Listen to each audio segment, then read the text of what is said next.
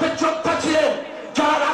রাষ্ট্র মেরামতের ৩১ দফা সংস্কার প্রস্তাব তৃণমূলে পৌঁছে দিতে প্রায় প্রতিদিনই দেশের বিভিন্ন স্থানে কর্মশালা আয়োজন করছে বিএনপি। খুনি হাসিনা যেভাবে বাংলাদেশকে ধ্বংস করে রেখে গিয়েছে, উদ্দেশ্য নতুন বাংলাদেশ গঠনে বিএনপির দেয়া এই সংস্কার প্রস্তাব বাস্তবায়নে জনগণের আস্থা অর্জন করা। তারেক রহমান এগিয়ে চলো।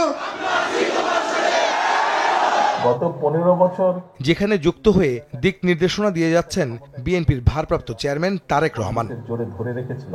রোববার রাজধানীর শ্যামপুরের কদমতলী থানা বিএনপির কর্মশালায় যুক্তরাজ্য থেকে ভার্চুয়ালি যুক্ত হয়ে তিনি বলেন, বিএনপি নেতারা অন্যায় করলে দ্রুত ব্যবস্থা নিচ্ছে দল, ছাড় দেওয়া হয় না কোনো অন্যায়কারীকে।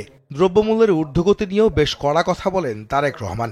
আমার দল যে অন্যায় করেছে তার বিরুদ্ধে ব্যবস্থা নিয়েছে। অতীতে দেখেছি দলের কোন নেতাকর্মী যদি অন্যায় করে দল তাহলে অন্যদিকে মুখ ঘুরিয়ে রাখে, যেহেতু সে দলের নেতা বা কর্মী তার 7 গুণ মা।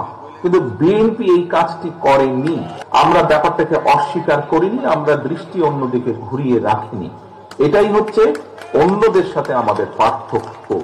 সংস্কার নিয়ে সরকার ও সংশ্লিষ্টদের একমুখী অবস্থানের কড়া জবাব দেন বিএনপির ভারপ্রাপ্ত চেয়ারম্যান। বলেন, সংস্কার আলাপে নির্বাচন দেরি হলে বিপদে পড়বে দেশের মানুষ। ফ্যাসিস্টদের ষড়যন্ত্রের হাত থেকে দেশের মানুষকে বাঁচাতে দ্রুত ভোটের বিকল্প নেই।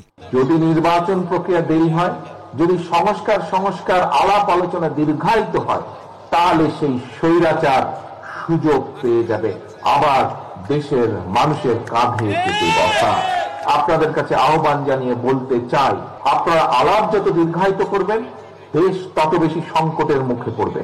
সংস্কারকে যত দ্রুত বাস্তবায়ন করা যাবে দেশকে, দেশের মানুষকে তত দ্রুত আমরা বিপদ থেকে রক্ষা করতে পারব। এদিকে ন্যাশনাল প্রেয়ার ব্রেকফাস্টে অংশ নিতে যুক্তরাষ্ট্রের উদ্দেশ্যে ঢাকা ছাড়ার আগে বিএনপি মহাসচিব মির্জা ফখরুল ইসলাম আলমগীর ও স্থায়ী কমিটির সদস্য আমির খসরু মাহমুদ চৌধুরী জানান, তারেক রহমানের পক্ষে মেয়ে জাইমা রহমান বাবার প্রতিনিধিত্ব করতে লন্ডন থেকে ওয়াশিংটন যাচ্ছেন। একটা ব্রেকফাস্ট প্রেয়ার আমরা আমন্ত্রিত হয়েছি, আমরা সেখানে যাচ্ছি। সাইড লাইনে কিছু আলোচনা হবে, কথা হবে। ব্রেকফাস্ট প্রেয়ার এটা হচ্ছে আমেরিকার একটা রিচুয়াল, এটা ইয়ারলি একবার হয়। লন্ডন থেকে জয়েন করবেন।